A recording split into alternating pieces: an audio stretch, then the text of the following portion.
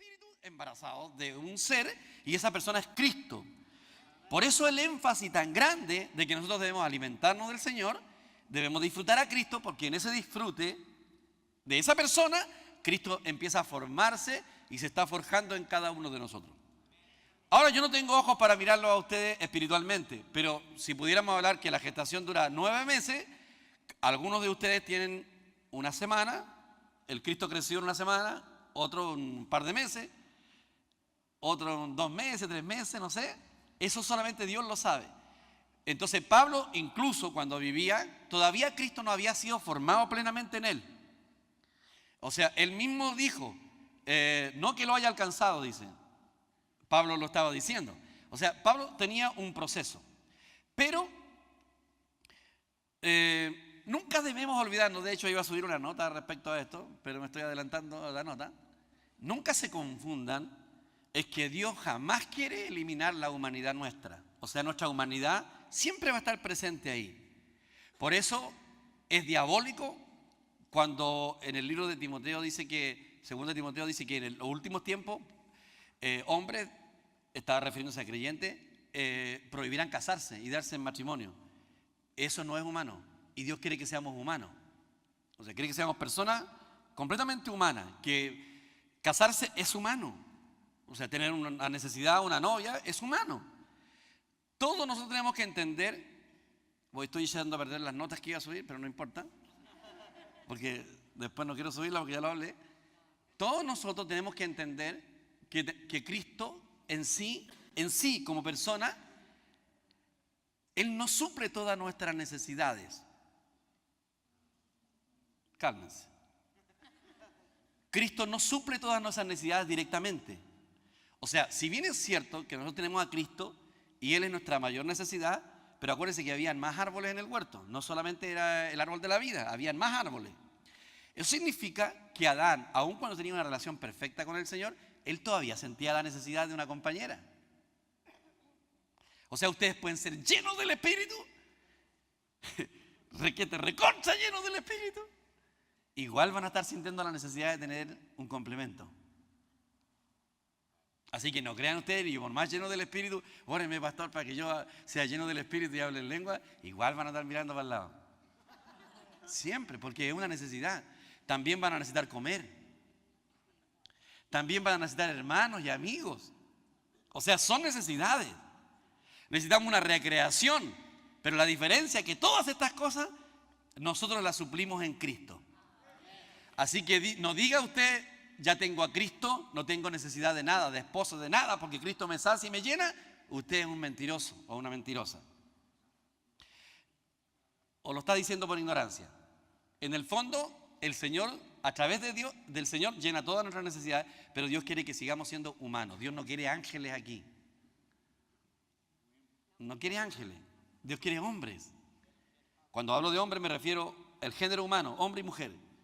El Señor quiere que expresemos nuestras necesidades y también nuestras debilidades. Así que cuando hablamos de que Cristo se está forjando, no significa que nuestra humanidad queda de lado. Por eso uno dice, ¿cómo Cristo va a vivir en mí si yo soy tan humano? Precisamente por eso. Porque Cristo vive en mi humanidad. Entonces uno puede decir, a ver, yo estoy predicando en el Espíritu, no, lo está predicando Cristo en mí, pero es que yo tengo tanta humanidad. Esa es la gracia. Que Cristo se forja en mi humanidad, pues. Y Él puede perfectamente estar solo en el Espíritu. En el Espíritu es Cristo, pero en mi humanidad. Entonces ustedes ni piensen que tienen que despojarse de su humanidad. Tienen que seguir siendo humanos. Dios quiere seres humanos, no ángeles. ¿Ya? Porque igual el diablo como que se la juega por ahí todo. Uno cree que uno tiene que ser igual que un ángel que todo el día anda tranquilo, impasible, no tiene ningún problema, nada, ninguna necesidad. Y el ángel anda ahí con su alita. No. No, nosotros expresamos nuestras debilidades, nuestras flaquezas, nuestros errores, nuestras necesidades. Somos humanos y podemos andar en el Espíritu perfectamente y la gente ve nuestra humanidad. Nunca debe dejar la gente de ver nuestra humanidad. No debe llegar al punto en que usted anda así como en el aire, donde la gente lo mira y Porque uno se lo imagina y cuando estaba el apóstol Pablo, uno tiene que ver el hombre cuando él decía, ya no vivo yo, más Cristo vive en mí. Uno no sé qué se imagina cuando era el apóstol. Pero si el apóstol Pablo llegara aquí al lado de nosotros y conversara y diría, este es Pablo. No, yo tenía otra imagen de Pablo, me imaginaba, tipazo. Además parece que era bajo de estatura. Es que uno se crea esa impresión. De hecho, algunos lo menospreciaban hasta en la forma de hablar. Entonces, uno no tiene que confundirse y jamás debe dejar su humanidad. Bueno, así que cada uno de nosotros tiene que ver con el linaje de Cristo porque todos lo estamos produciendo. Cristo se está forjando en nosotros. Entonces, esa es la meta. Alguien subió una cuestión ahí en el Facebook de que una mujer científica descubrió, según su estudio científico, que hay vida después de la muerte. Científicamente. Nosotros sabemos que sí. Pero ella lo descubrió con un montón de experimentos y me llamó mucha atención porque no es cristiana, aunque menciona a Cristo, menciona a Dios, la vida y la eternidad. No mete a otros dioses, pero menciona, llámese Cristo, dijo Dios, o la vida o la eternidad. Ella menciona y hace experimentos, pero inequívoco, donde personas se fueron de su cuerpo, murieron clínicamente, y la persona dice que se salió del cuerpo y estaba mirando todo lo que estaba pasando.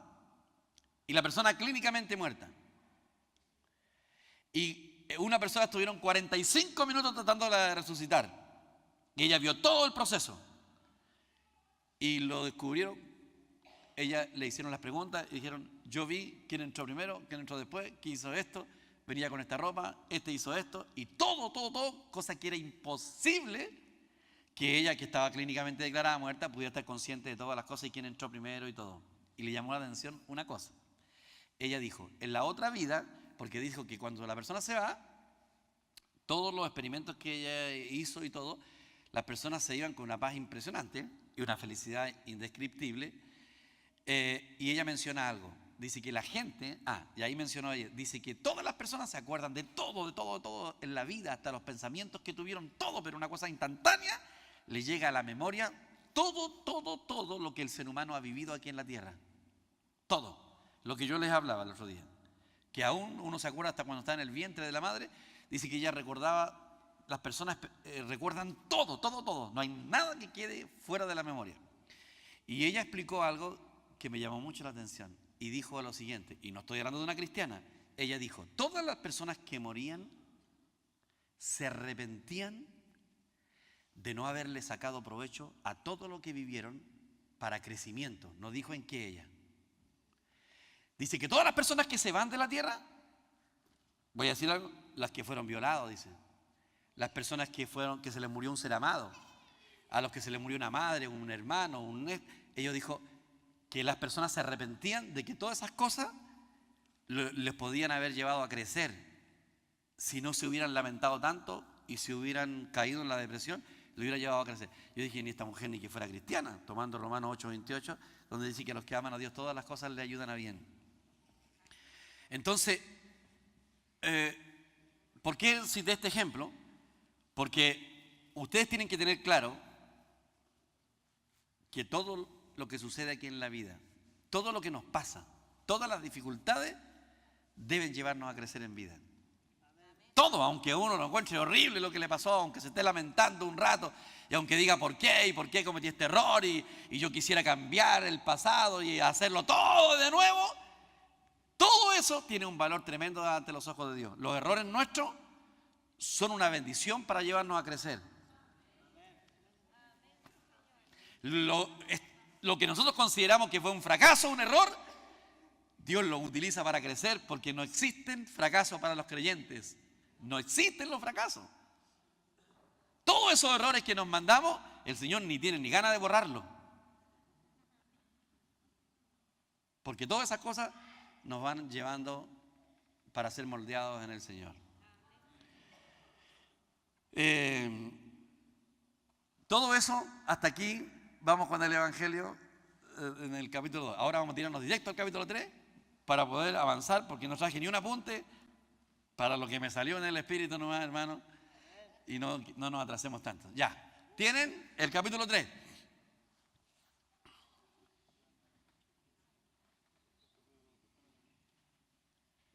En aquellos días vino Juan el Bautista predicando en el desierto de Judea.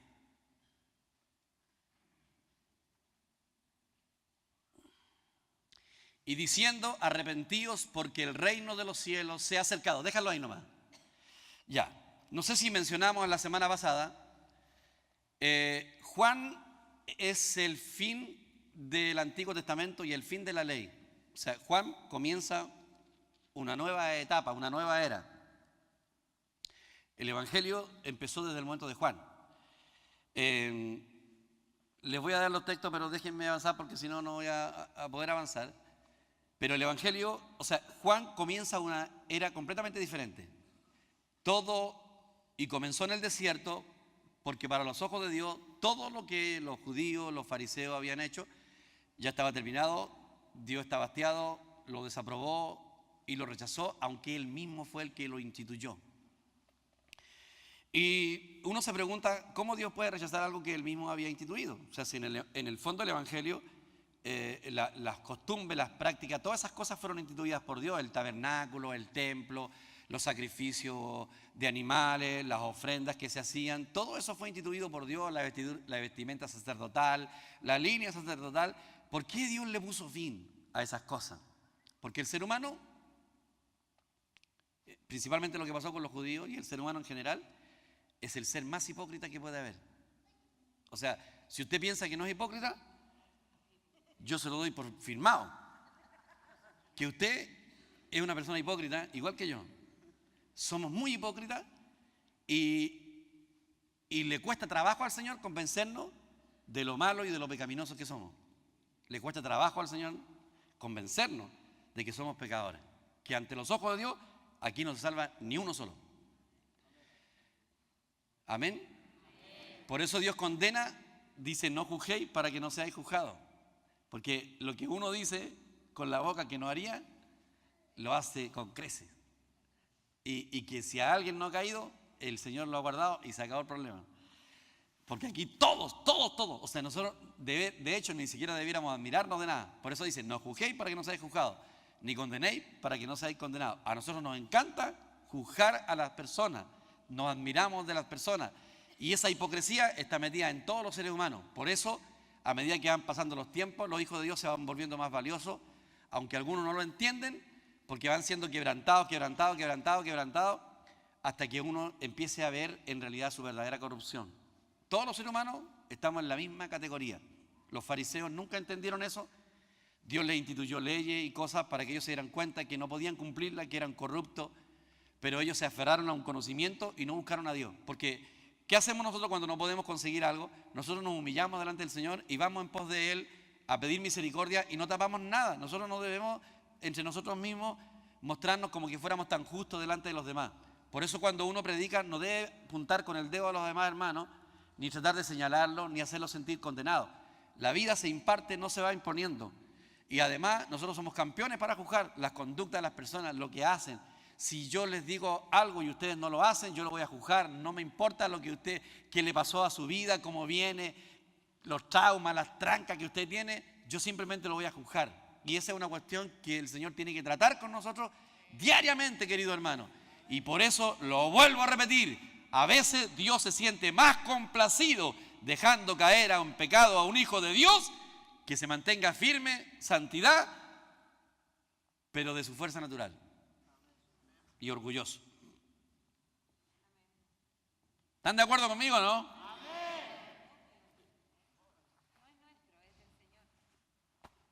Por eso Pablo dijo, ¿qué tiene que no ha recibido? Y si lo recibiste, ¿con qué te glorías como si no lo hubiera recibido? Primera de Corintios 7, 25. Entonces, todo lo que tenemos, lo hemos recibido. Es más, hermano, de repente uno ve que hay hermanos que por más que uno le hable, no le entra la palabra, hermano. ¿Se han fijado? Sí, yo igual me he fijado.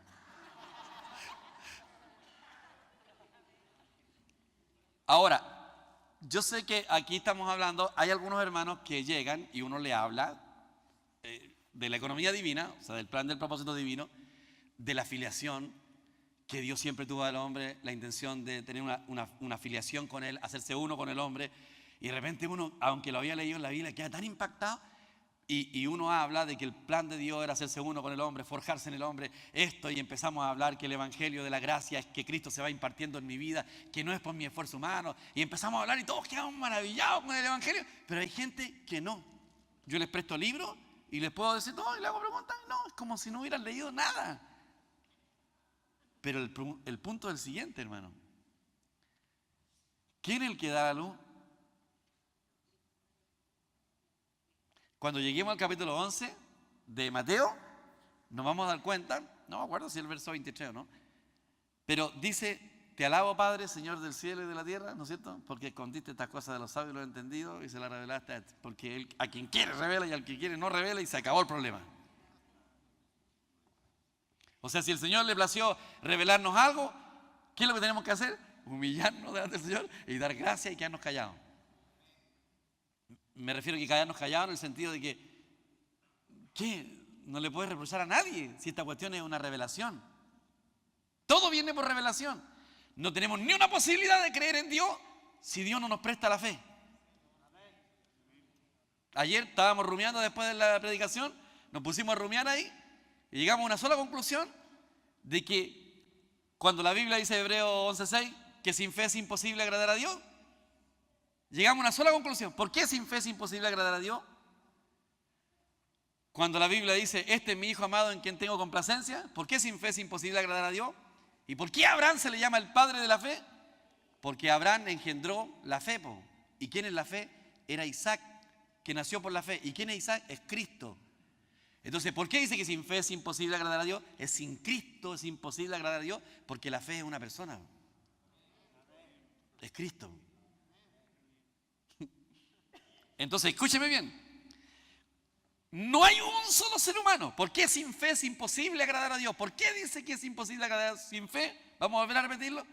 Porque el único que tiene la capacidad de creer en Dios es Cristo. El único. No existe un solo ser humano que tenga la capacidad de creer en Dios de la manera que Dios quiere que creamos. Nosotros podemos creer como creemos en el Bernardo Higgins o Arturo Prat.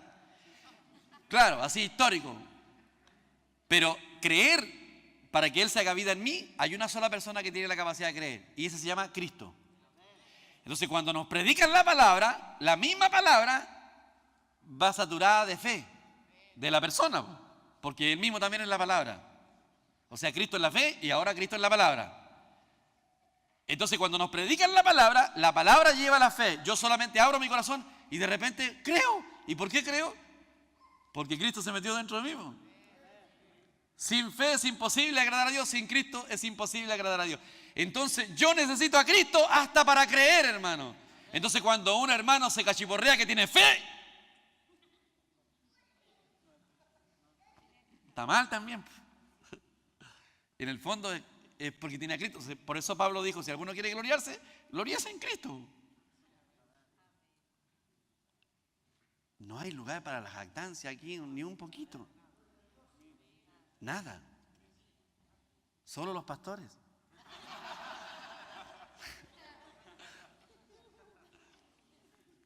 Nada. No hay jactancia. Entonces Dios le puso fin. Y aunque Juan Bautista era un sacerdote verdadero, auténtico, comenzó revelado totalmente en el desierto, no en el templo. Siempre cuando Dios quiere hacer algo, nos saca. Tiene que sacarnos de algo. Tiene que sacarnos de la religión, del lugar santo. Porque hay cosas que los cristianos es sagrado.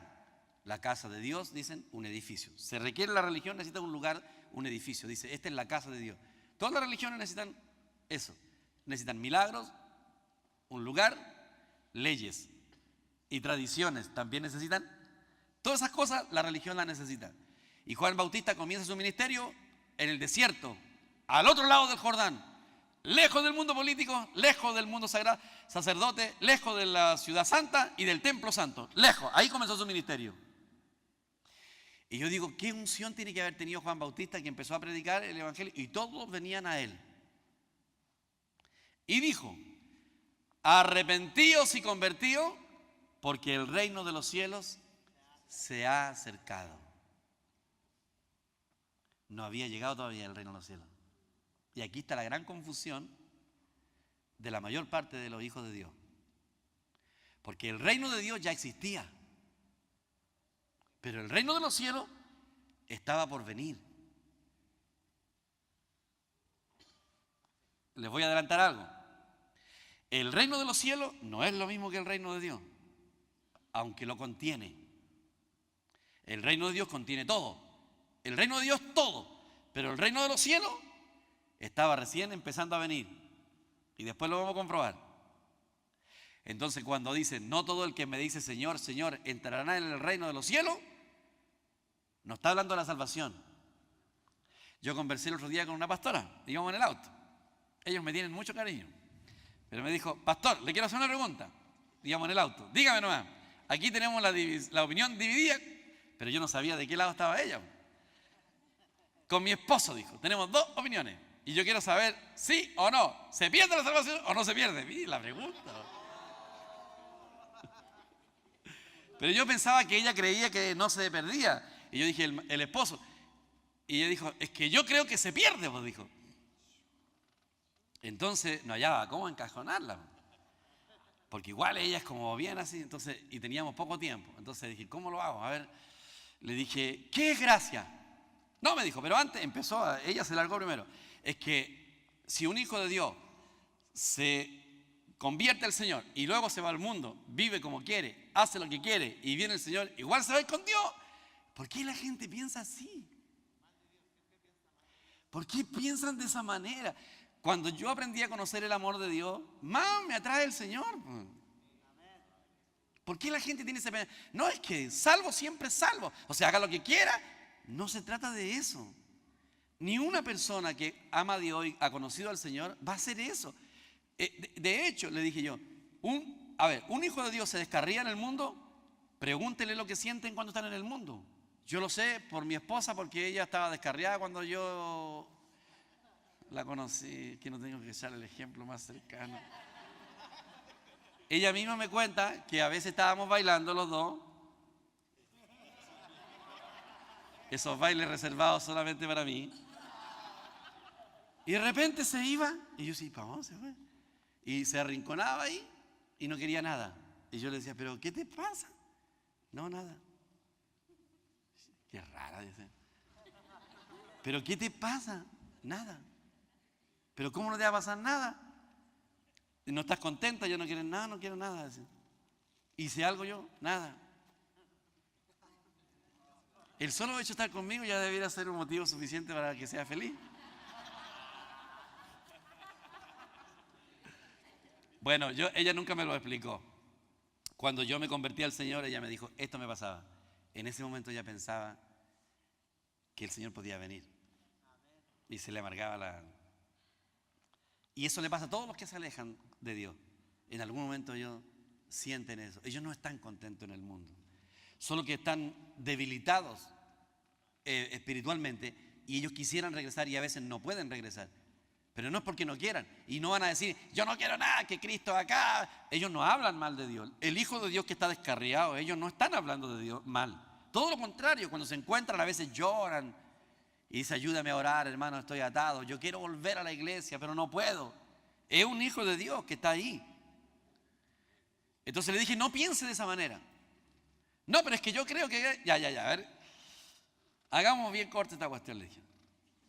¿Qué es la palabra gracia? Y me dijo, don inmerecido. O sea, usted no lo merece. No, me dijo. Porque nadie puede negar ese hecho. Don inmerecido de parte de Dios. Ya, muy bien. O sea, no lo merece. No, me dijo, no lo merece. Bien. Pero usted dice que hay que portarse bien para ir al cielo. Sí, pues me dice. Entonces ya es un premio. Cuando usted llegue al cielo, el Señor dice, bien, hija, entra a la eternidad. Por gracia. Sí, pero yo me porté bien. O sea, te lo mereces. Ah, no, me dijo, nadie merece ir al cielo. Nadie merece ir al cielo. Bien. O sea, es por gracia. Por gracia. Bien. Ahora, acuérdense que en Mateo 7 dice, no todo el que me dice Señor, Señor entrará en el reino de los cielos, sino el que hace la voluntad de mi Padre que está en los cielos. ¿Cómo entra al cielo usted? ¿Por hacer la voluntad del Padre o por gracia, don inmerecido? Ah, dijo, me pilló, dijo. Claro, porque aquí hay una confusión. O entramos al reino, o entramos solo por hacer la voluntad de Dios, o somos salvos por gracia. Porque Romanos 10, 9 y 10 dice que si confesares con tu boca y creyeres en tu corazón, eres salvo. No dice nada de la voluntad. Entonces lo que ustedes tienen que entender, que cuando está hablando del libro de Mateo, está hablando específicamente de entrar al reino de los cielos, que todavía no comienza. O sea, en un sentido, se sembró, lo vamos a ver después, en el libro de en el Mateo 13. Estamos dentro de la iglesia ya empezando a experimentar lo que es el reino, porque solamente en la iglesia se puede experimentar el reino. Una persona del mundo no lo puede obedecer, pero aquí sí. Y ustedes tienen el reino metido dentro. Ahora, ¿quién es el reino? Porque él dijo, el reino de los cielos se ha acercado. Es más, el reino ya está en medio de vosotros. ¿Quién es el reino? Es Cristo. Ahora, quiero que se graben esta frase. Porque una vez discutiendo con un pastor cuando me dijo, es que el reino no es la iglesia. Bueno, no está la expresión en su plenitud, pero sí el reino es la iglesia. ¿Y qué es el reino? Ahora, grábese esto, si puede lo escribe. Todos tienen lápiz, así que... Pero grábeselo. ¿Qué es el reino? El reino es la esfera donde Dios expresa su gloria, que es su persona, y ejerce su autoridad. De nuevo, el reino es la esfera donde Dios expresa su gloria. ¿Qué es gloria? Es la expresión de Dios, donde Dios se expresa y donde Dios puede ejercer su autoridad. O sea, Cristo tenía las dos cualidades. Cristo era el único que expresaba al Padre, porque él mismo decía, el que me ha visto a mí ha visto al Padre. Y era el único que podía ejercer la autoridad porque tenía ambas cosas. Dentro de la iglesia, que está en formación, el reino, es el único lugar donde la gente puede ver a Dios.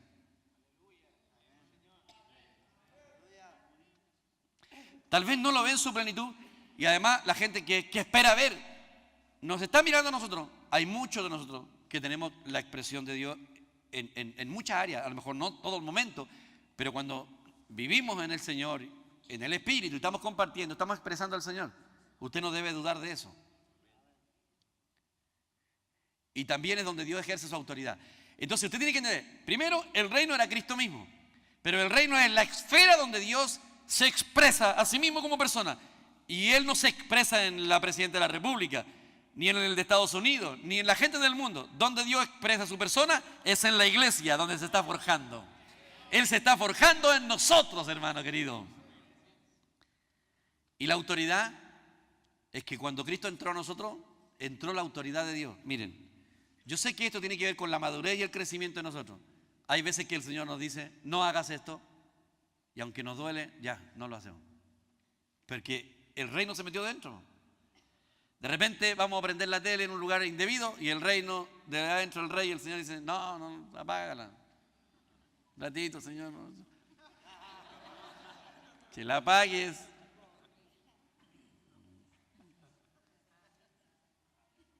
A veces vamos a recordar a cierto hermano y el Señor dice, no lo recuerdes. ¿Para qué vas a apelar a tu hermano? O sea, esta es una cuestión progresiva. Yo sé que hay cosas que a lo mejor no nos inquietan y las hacemos con mucha facilidad. Pero de repente el Señor se va metiendo en nuestro corazón y vamos aprendiendo cosas. Hay un rey que de repente nos dice sí y de repente nos dice no. En realidad la mayor de las veces nos dice no. Pero nos está regulando. Estamos bajo un reinado nosotros. No, nos sujetamos a un semáforo por causa del Señor. Devolvemos el vuelto que nos dieron de más por el Cristo que vive en nosotros. No decimos bendición del Señor, aleluya. No. Que hay hermanos que lo cuentan como testimonio.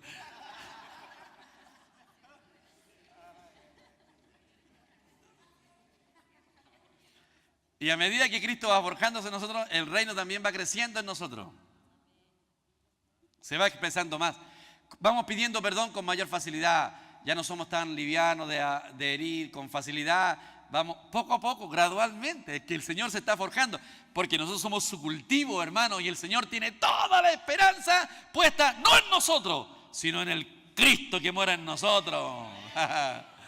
Aleluya. Así que usted diga, Señor, yo te he defraudado. Sí, ya hace rato, dice el Señor. Si yo jamás he confiado en ti, pero la semilla que sembré en tu vida es así que yo confío. Aleluya. Gracias, Señor. Amén.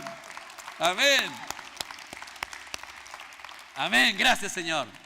Vamos a llegar al punto del capítulo 5 al 7, al final del 7, donde ustedes se van a dar cuenta que Dios pide puras cosas imposibles. Puras cosas imposibles. De hecho, la ley estaba difícil, el Señor la pone más difícil todavía. ¿Y saben por qué lo hace eso? Porque nos quede claro que no se nos está pidiendo a nosotros, sino al Cristo que mora dentro de nosotros. Ese es el descanso del Evangelio. Pero antes de que nos demos cuenta que no nos está pidiendo a nosotros, vamos a tener que pasar por un proceso de quebranto, de fracaso, de errores, de una y otra cuestión antes de que nos demos cuenta. Amén. Gracias, Señor. Por eso, cuando usted viene a alguien y abre su corazón, no piense que esta persona, ¿qué va a pensar de mí ahora? ¿Qué va a pensar de mí? ¿Cuál es la imagen que va a tener de mí? Nada, hermano, si aquí somos honestos, todos nosotros tenemos las mismas luchas, las mismas dificultades y nada, si no hay ninguna diferencia. Si no, le invito a leer Romanos capítulo 3. No hay justo, no hay uno, no hay quien entienda. Son todos serpientes, víboras, garganta abierta.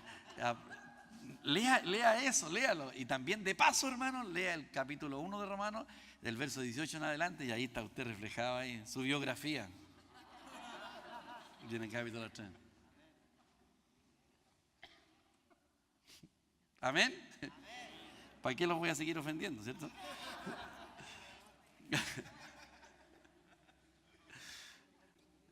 Dijo, Juan el Bautista venía predicando en el desierto, arrepentido y convertido, decía el texto. Ahora sí lo tenemos. Y diciendo arrepentidos porque el reino de los cielos se ha acercado.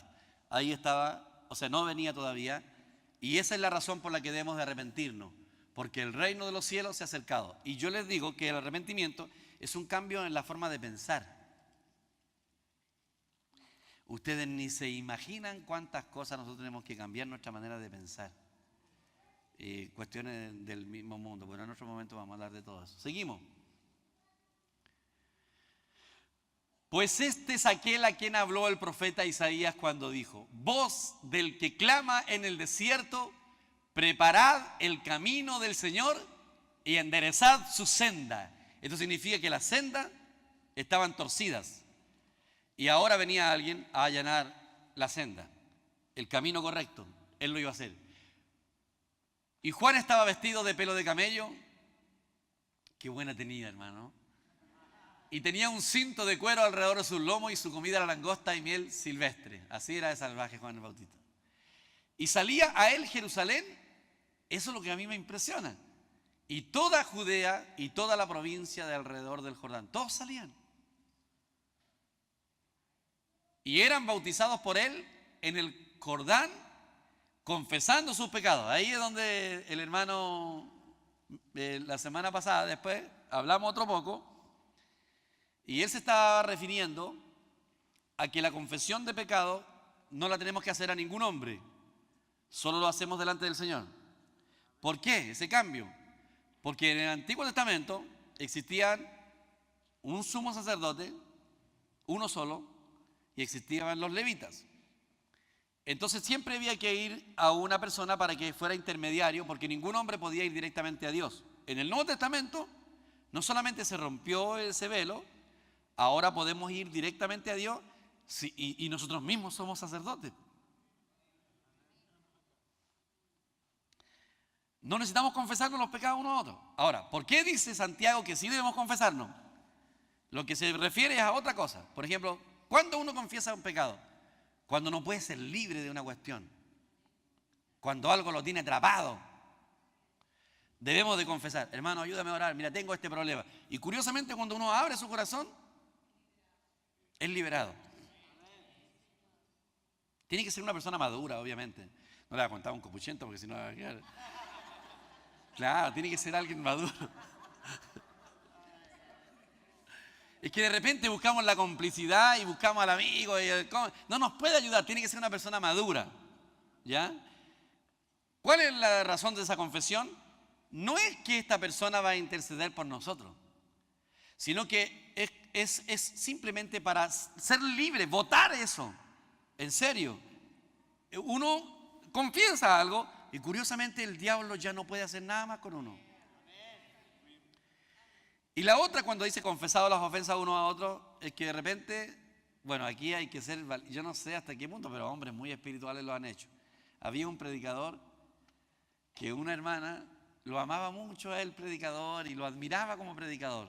Le sentía un gran respeto, era un amor sano. Pero a él le caía mal la hermana. Yo no voy a ser tan quemado. Estoy hablando del hermano Guachamaní, un hombre increíblemente espiritual. Le molestaba la actitud de la hermana, la encontraba imprudente, le caía muy pesado a la hermana. Y ustedes saben, el hermano Guachamaní es un hombre muy espiritual. Y él dijo, ya no puedo seguir con esto. Me molesta la hermana y ella me ama. Así que la llamó y le confesó. Claro. O sea, hermano, no es fácil para un hombre de la estatura de Guachamaní. No estamos hablando de cualquiera de ustedes puede darse ese lujo. Pero Guachamaní no, hermano. Usted puede acercarse, hermano, ¿sabes qué más me cae mal? No estoy ni ahí. Pero Guachamaní no, él se acercó a la hermana y le pidió perdón y le dijo, yo tengo estos pensamientos de ti, hermana, le dijo. Y llorando le pidió perdón. Los dos terminaron llorando y abrazados, pero el hermano fue libre. No, él fue libre. En ese instante él fue libre. Qué bueno que ninguno de ustedes me cae mal, hermano. Siempre me preguntaba, ¿era necesario que él hiciera esto? Y él consideró que sí. O sea, uno a medida que va escalando espiritualmente, uno va teniendo una mayor restricción.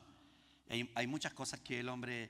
O sea, son hombres que quieren practicar la verdad, que quieren llevarla a la experiencia, pero hasta lo sumo. Una vez un hermano, este es un ejemplo, el mismo hermano Guachamaní, cuando cumplió cierta edad, él no fue a la universidad, pero era un tipo inteligente, pero en extremo. Guachamaní era un hombre muy inteligente.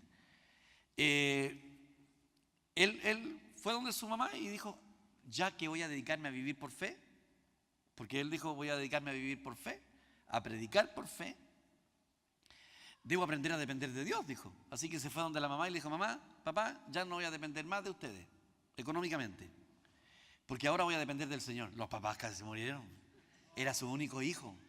¿Pero cómo? No, mamá, papá, tranquilo, ustedes no se preocupen, Dios va a proveer. Y dicen que en una ocasión, ahora usted no tiene que repetir esto porque...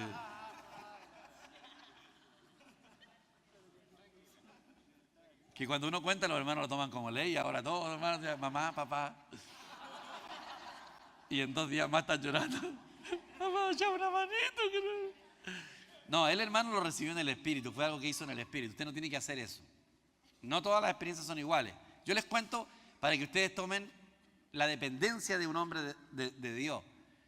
Y él dijo no. Y comenzó a predicar. Y fueron a predicar a una iglesia y no tenían dinero para regresar. Él lo invitó a predicar. Y el hermano, el otro compañero, llevaba el dinero. Entonces llegó allá y el pastor le iba a dar una ofrenda. Dijo, siento que del Señor de hacerme cargo de los pasajes. Obvio, pues si lo invitó a predicar, tiene que hacerse cargo de los pasajes. El hermano Guachamaní le dijo, no, gracias. Le dijo, pastor, gracias. Dios ya se hizo cargo del asunto. Pero él no tenía ni un peso en los bolsillos.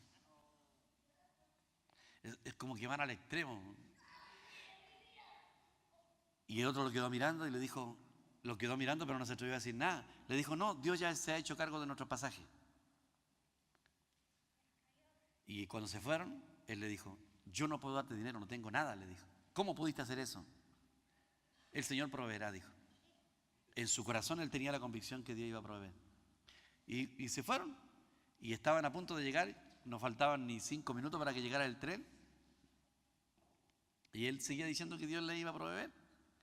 De repente un muchacho corriendo atrás, hermano, señor, le decía, señor, ni. El pastor dice que lo siente mucho, pero que el Señor no le permite que usted no reciba los pasajes. Y en ese momento él sintió que era del Espíritu y él lo recibió. Entonces ellos llevaban, por eso tenía tanto peso lo que ellos decían. Los libros que escribían hasta el día de hoy tiene peso, porque ellos han llevado la experiencia. Y nosotros en pequeñas cosas, en pequeñas proporciones, nosotros debemos ir creciendo y madurando. El otro día me preguntaban a mí, aunque yo sé que nosotros estamos recién empezando a crecer, y yo sé que esta iglesia va a crecer mucho al extremo que vamos a tener 2 reuniones. ¿Por qué 2 reuniones en vez de abrir arriba? Porque tenemos que tener contacto con la gente. Y cuando la iglesia son muy grandes, uno pierde la comunión. Y al haber 2 reuniones, uno puede tener contacto con los hermanos. De hecho, yo ya le he dado la autorización a ustedes, y lo voy a decir en la iglesia, que a mí nadie tiene el derecho de atraparme en la reunión después de un culto, por ejemplo, después de un discipulado. O sea, puede acercarse todos los que quieran a conversar conmigo, pero ustedes tienen que tomar el derecho de interrumpir esa conversación para despedirse, y la persona no tiene por qué enojarse. Porque después de un discipulado conversamos, pero nada que no se pueda detener, para que las personas se acostumbren a despedirse, porque uno debe tener ese contacto con los hermanos, con todos los hermanos. Amén. ¿Están todos de acuerdo? Amén. Lo voy a decir con detalle el domingo. Pero lo que voy es lo siguiente. O sea, una iglesia va creciendo y uno tiene que aprender a experimentar. Estos hermanos experimentaban todas las cosas y nosotros sabemos. Y alguien me decía, porque todos saben que estamos creciendo y todo. Y entonces decía, ¿qué es lo que sucede? Bueno, hay muchos principios. Una de las cosas que aprendimos nosotros es aprender a depender 100% de Dios y no de nadie. Por eso yo a ustedes raramente le hablo de dinero. También aprendí del mismo hermano Guachamaní que una iglesia nunca debe crecer más allá de lo que el Señor ya ha provisto. Por ejemplo, yo puedo hacerles un tremendo proyecto financiero, económico, y yo sé que lo van a suplir, pero los tendría que estrujar a ustedes. Y yo les predico mensajes de fe. Y ustedes se la creen. Porque son bíblicos. Pero eso es ir más allá.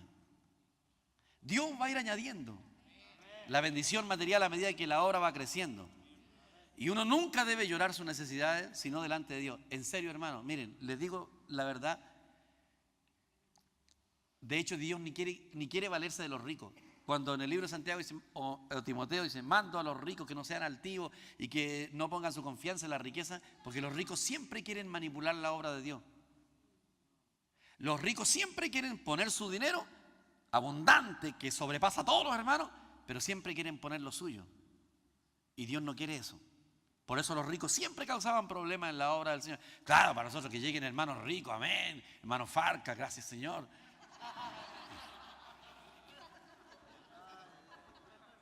Pero siempre esos tipos van a querer manipular la obra.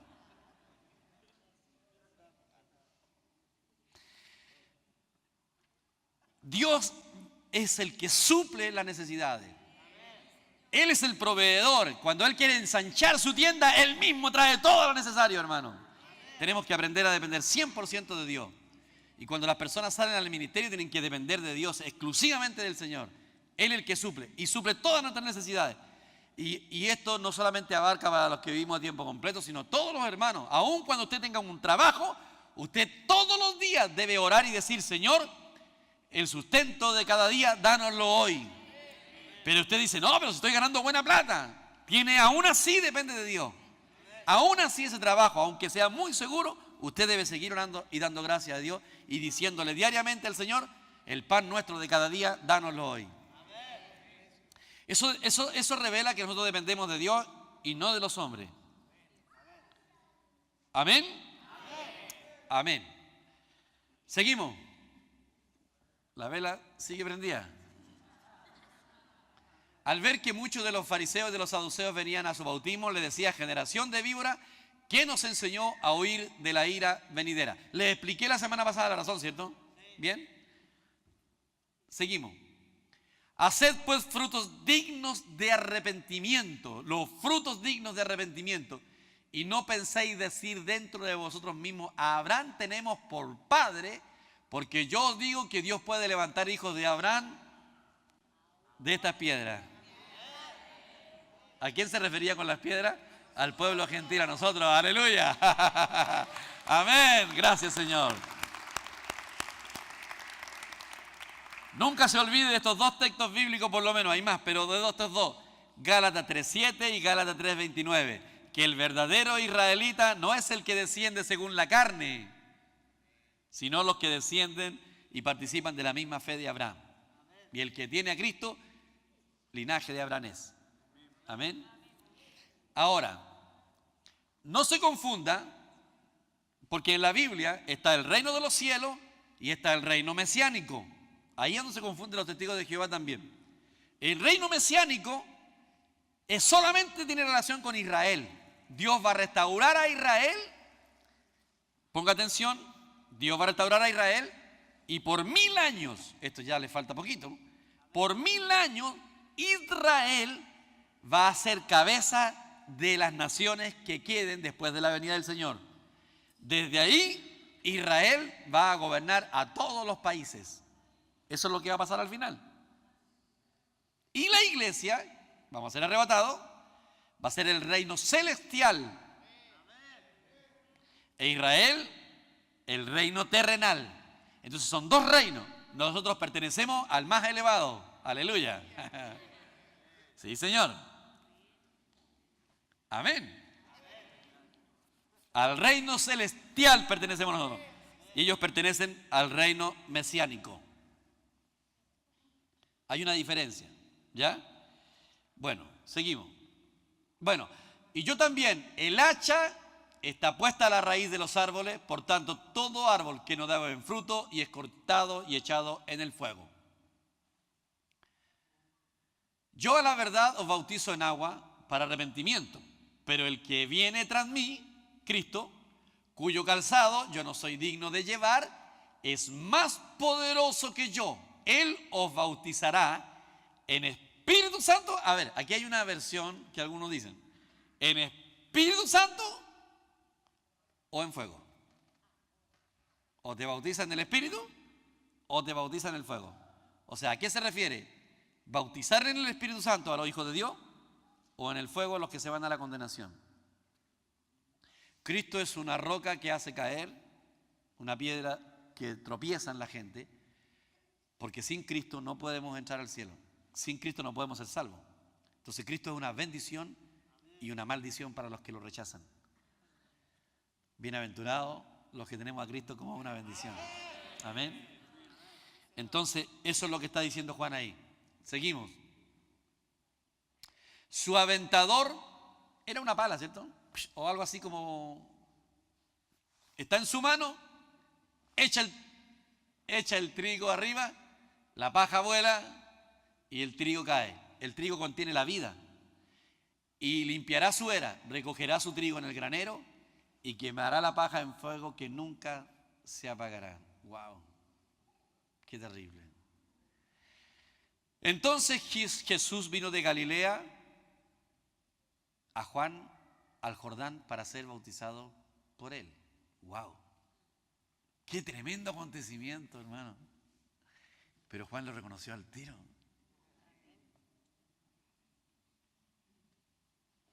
Y aquí hay una gran lección después, más adelante.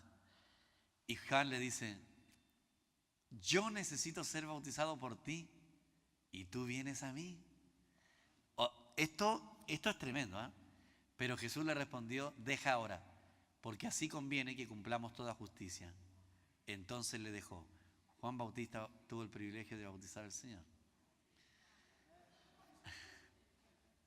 Ahora, voy a hacer un paréntesis, hermano.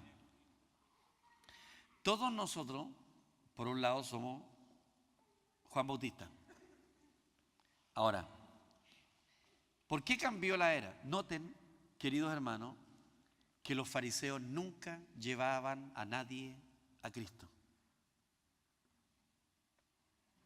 ¿Cuál es la meta de Juan el Bautista? Es de conducir a las personas a Jesucristo. Y los fariseos no conducían a nadie a Cristo. La meta nuestra siempre debe ser, el ministerio de Juan el Bautista es de conducir a las personas a Cristo. Y después que hacemos eso, también somos Cristo. Traemos el reino de Dios a las personas. Entonces aquí hay un ministerio doble. El ministerio de Juan el Bautista, que era de traer personas hacia el Señor. Los fariseos no ganaban a nadie. Los saduceos no ganaban a nadie. Los fariseos tenían 200 años más o menos. Antes de Cristo se inició esa secta de los fariseos. Eran los más rigurosos de la ley. Ellos eran, hermanos, pero increíblemente, tenían una voluntad pero impresionante para no cometer pecado.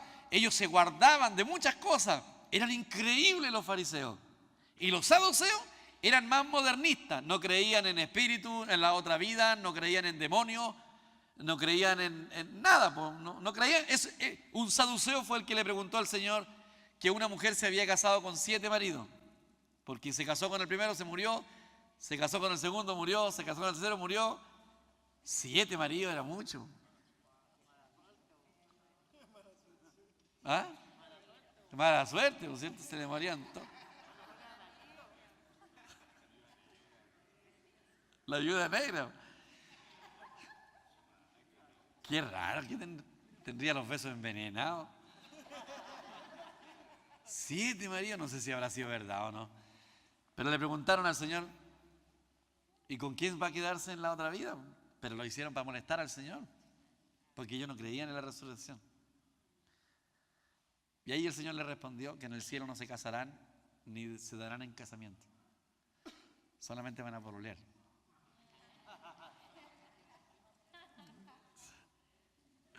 Qué misterio, ¿cierto, hermano? Porque en el cielo la mujer seguirá siendo mujer y el hombre seguirá siendo hombre. Es todo un misterio, ¿eh? Como que el Señor nos dejó ahí en suspenso.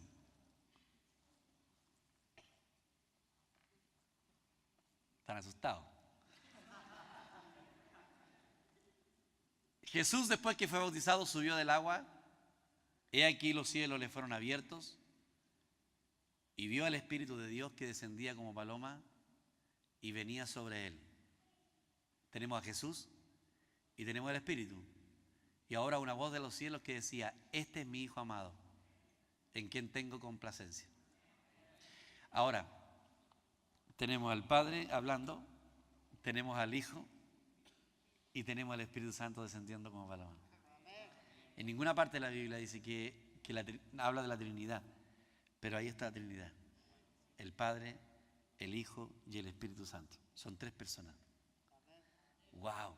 Y una voz del cielo que dijo: este es mi Hijo amado, en quien tengo complacencia.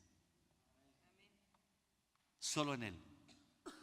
Ahora, nosotros somos los hijos de la complacencia, porque el hijo de la complacencia se metió dentro de nosotros.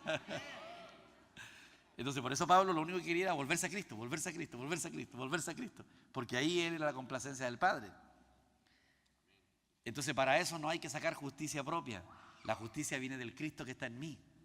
Por eso la meta nuestra, aunque seamos majaderos, es disfrutar al Señor, es volvernos al Espíritu. Señor Jesús, te amo, te invoco, porque me vuelvo al Señor, el Hijo de su complacencia. Y mientras más lo amamos, mientras más lo disfrutamos, el Señor más se complace de nosotros. Hoy día, nosotros también somos Cristo, porque Cristo se metió dentro de nosotros. Solo en Él se complace Dios. Nadie más se complace que no el Hijo de su complacencia. Y nadie en el universo tendrá más luz que Cristo y que los hijos de su complacencia. Porque incluso los ángeles que están con Dios en este instante ignoran completamente qué es lo que es el bien o el mal. Ni tienen ni idea. No saben lo que es tentación. No saben lo que es sentirse lejos de Dios. No saben nada. Ellos no tienen esa luz ni ese conocimiento. ¿Qué es pecado? ¿Qué es tentación? ¿Qué es lucha? No saben nada de esas cosas. Ellos ignoran y nunca lo van a saber. Porque para poder experimentarlo, tendrían que haberlo vivido.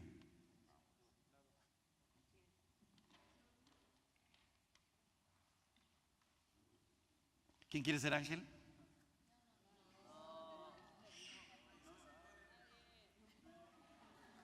¿Quién somos? A ver, gracias, Señor. Miren después del bautismo, hermano. Miren lo que pasó en el bautismo. Y aquí no nos gusta mucho lo que voy a decir ahora. Cada vez que nosotros tenemos una designación, viene la prueba. Los matrimonios son bonitos cuando uno lo está casando, ¿cierto? ¿Sí o no? ¡Qué felicidad! La novia vestida de blanco, el novio de negro.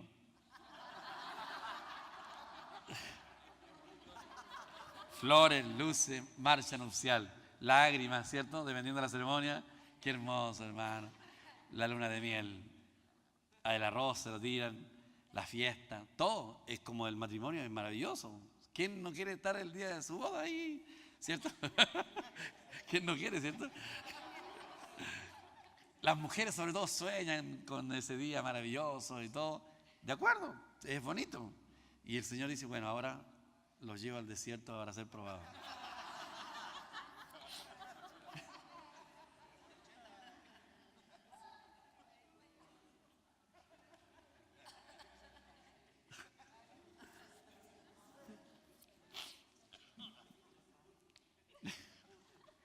La hermana todavía se está riendo.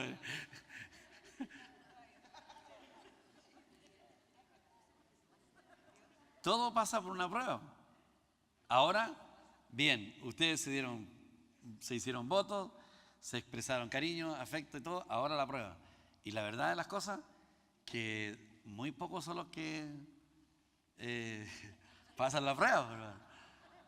En serio, porque el matrimonio puede pasar unos 10 años bien, 15 años, 20 años, ya 30 años, pero tienen que pasar la prueba, todas las pruebas. Y las pruebas, bueno, el Señor Jesús fue llevado a la prueba.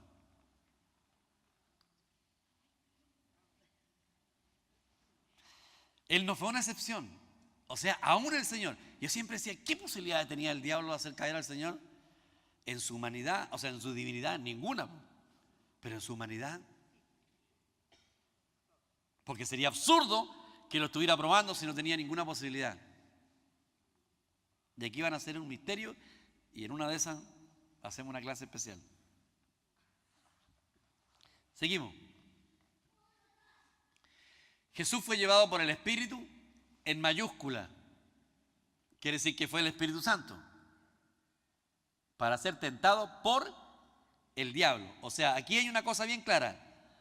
Primero, que Dios no tienta a nadie. Así que no diga, Dios me está probando.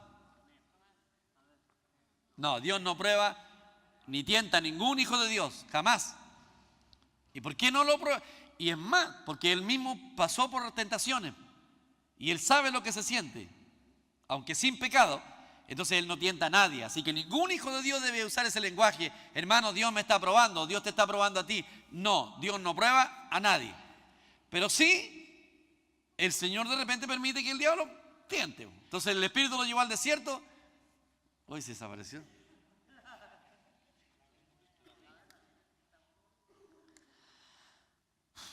Bueno, fue llevado por el Espíritu al desierto para ser tentado. Siempre, siempre el Señor nos va a hacer pasar por miles de pruebas, pero no Él. Él va a dejar que nosotros experimentemos esas pruebas. Y las pruebas, ¿qué es lo que hacen con nosotros? Nos fortalecen.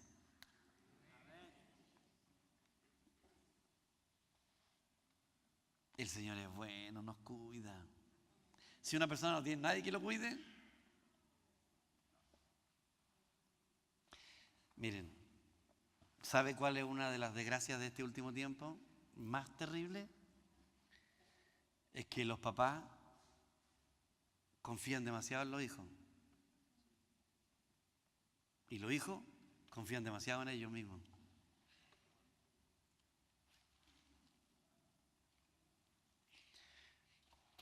Siempre los hijos, si quieren hacer algo, lo van a hacer. Siempre los hijos, si quieren cometer errores, lo van a cometer. Pero usted debe estrecharle lo más que pueda el camino. Por ejemplo, a nuestros hijos, los hayan cumplido o no lo hayan cumplido, siempre, nunca les permitimos estar solos en una casa. O sea, la regla era, usted llega y no hay nadie en la casa, usted no entra con su novia. No entra.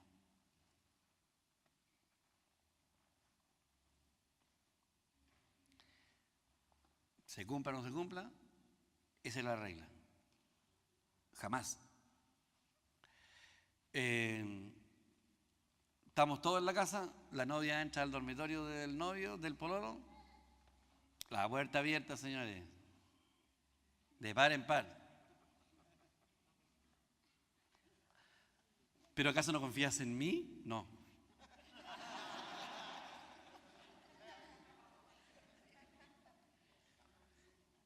¿Me estás ofendiendo? Sí. Es que la gente... Mira, ya me están mandando un WhatsApp ahí.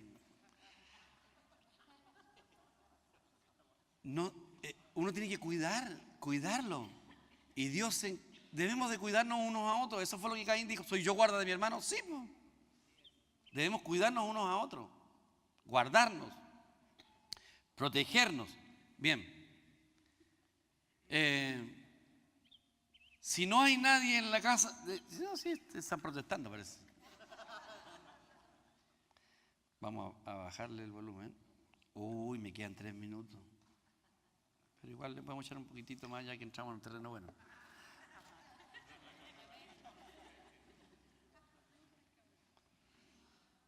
En serio, si ustedes no ayudan a sus hijos, ellos van a cometer muchos errores. Deben ponerse las reglas y poner vallas ahí que los protejan. No deben darse esos lujos, jamás. En estos últimos años, por ejemplo, había unos grupos evangélicos, cristianos, pero que salían en pareja a la carretera. Si somos hermanos, no, no somos seres humanos, no somos ángeles. Uno debe cuidarse esa parte, debe cuidarla. El diablo hace estrago, le roba todas las bendiciones, le arruina la vida. Y el Señor, por eso, mientras más nos ama, más nos restringe. Esos papás pesados, ¿sí? Amén, papás pesados.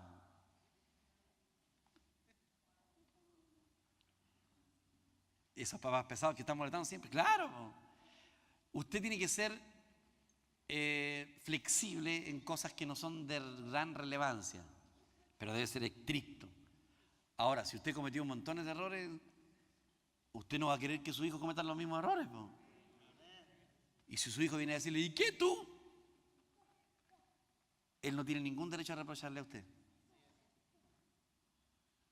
Usted puede haber cometido miles de errores que ahora a lo mejor lamenta y no le hubiera gustado haberlos cometido. Pero eso no debe ser razón para que usted le baje la guardia a su hijo. Usted tiene que ser estricto también con su hijo. ¿Por qué Dios no nos tienta a nosotros? Porque sabe que somos débiles. La oración nuestra siempre debe ser esta. Señor, no me deje caer en tentación. No me pongas en tentación, porque voy a caer. O sea, si usted ora así y le dice al Señor, Señor, si hoy día no me guardas, yo voy a caer, el Señor se siente contento. Porque si usted no dice así, es porque usted confía demasiado en usted. No confíe en usted. Confíe en el Señor. Por eso las reglas y todas las cosas. Bueno, si usted es fuerte una vez, va a ser más fuerte la otra. Y si es fuerte esta, va a ser más fuerte esta otra. Y así se va fortaleciendo. Pero si usted es débil hoy día, es probable que vaya a ser más débil después. O sea, a medida que uno va bajando la guardia, uno se va debilitando. Pero si va resistiendo la tentación en el Señor, uno se va haciendo más fuerte cada vez. Siempre hay un lugar para un nuevo comienzo, hermano. Quiero tocar con tranquilidad los temas de la tentación del Señor Jesús. Entonces voy a dejarlo ahí nada más. Hoy día se dieron cuenta que hablé yo nomás. Gracias por la colaboración, hermano.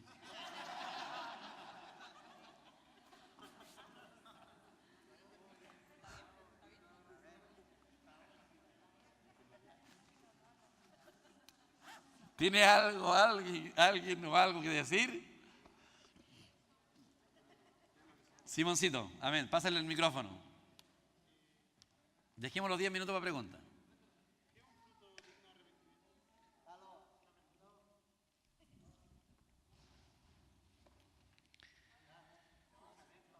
¿Qué es un fruto digno de arrepentimiento? Esa fue la pregunta, ¿cierto? El fruto digno de arrepentimiento para los judíos fariseos era reconocer que ellos necesitaban un Salvador, que la ley no los hacía diferentes, porque ellos pensaban que porque tenían la ley, tenían los pactos, las promesas, eran diferentes, eran hipócritas. Una persona que tiene un fruto digno de arrepentimiento es un cambio de actitud hacia la persona de Dios, es que reconoce que Él no es nada, que es un pecador, que sin la gracia, que necesita un Salvador, y ellos no creían que necesitaban un Salvador. Por eso rechazaron a Jesús. Y por eso Jesús dijo, las prostitutas, los borrachos, los publicanos, que eran cobradores de impuestos, eran como ladrones, van a ir delante de ustedes al reino, porque ellos no podían sentirse dignos de lo que hacían.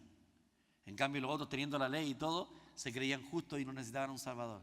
Ese es el primer fruto de arrepentimiento, es volverse a Cristo, es reconocer lo que somos. Amén. ¿Alguien quiere decir algo más? Amén.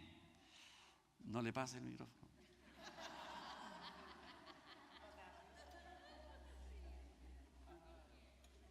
¿Se escucha? Ahí sí. Ahí sí. Es que escuchaba detenidamente cuando hablabas tú de las mujeres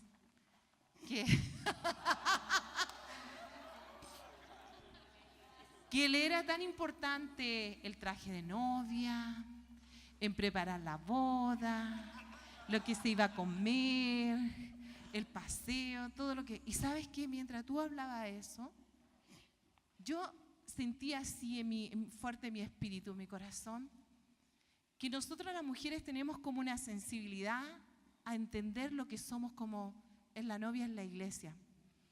Y la novia tiene que estar preocupada de su vestuario, de cómo va a vestir, cómo se está preparando. Y ella decía, Señor, siempre se ha dicho estas cosas son del mundo, que tanta cosa, que meten aquí, que allá. Pero ¿cuánto realmente es del mundo? ¿Cuánto es realmente el sentir que es como lo que ha de venir? Lo que nos viene, lo que nos espera. Entonces yo decía, Señor, somos la novia. Y estamos preparándonos para una boda. Y esa boda, y sabes tú que yo veía que en las vidas normales, en todos los seres humanos, hay muchas novias frustradas que no lograron casarse como querían, no lograron tener su traje de novia, no lograron hacer muchas cosas y quedan ahí. Y claro, y en la vida espiritual va a pasar lo mismo, exactamente lo mismo. No todos vamos a vestir como la novia.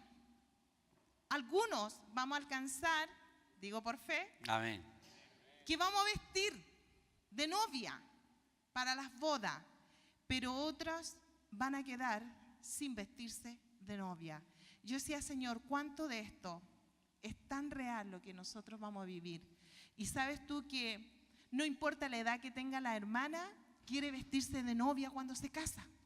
Quiere vestirse de traje de novia, de traje de novia.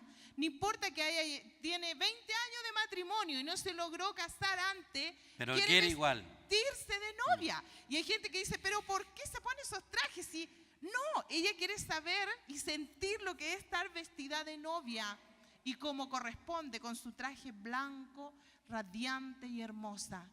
Y yo decía, Señor, ¿cuánto de eso está en nosotros por lo que ha de venir? Y nosotros a veces ni los vislumbramos, lo miramos como algo como monería y algo tan real. Entonces yo lo sentía en mi corazón, que las mujeres somos muy sensibles en esa parte.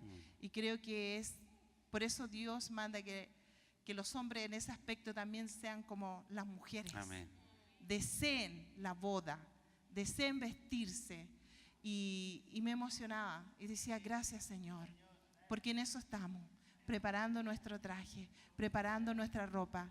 Aunque hay cosas que no nos gusta a veces escuchar, a veces quisiéramos decir, Señor, yo he cometido tantos errores, he hecho tantas cosas, pero siempre tenemos una oportunidad de volver a comenzar. Siempre está esa oportunidad maravillosa que Dios nos da a cada uno de nosotros. Lo hiciste mal, pero hoy te doy la oportunidad de hacerlo bien. Amén. Y voy a contar desde hoy, no desde ayer, no lo que pasó atrás. Desde hoy voy a contar. Y de hoy se te será contado de que lo has hecho bien. Y eso me deleita al Señor. Y yo le decía, Señor, tu palabra es increíble. Nos habla, nos corrige, nos enseña, pero nos da un refrigerio tan maravilloso.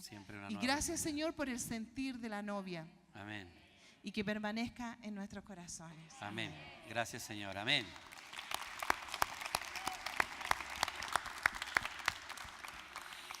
Era del Espíritu, ¿no? Amén. Gracias, Señor.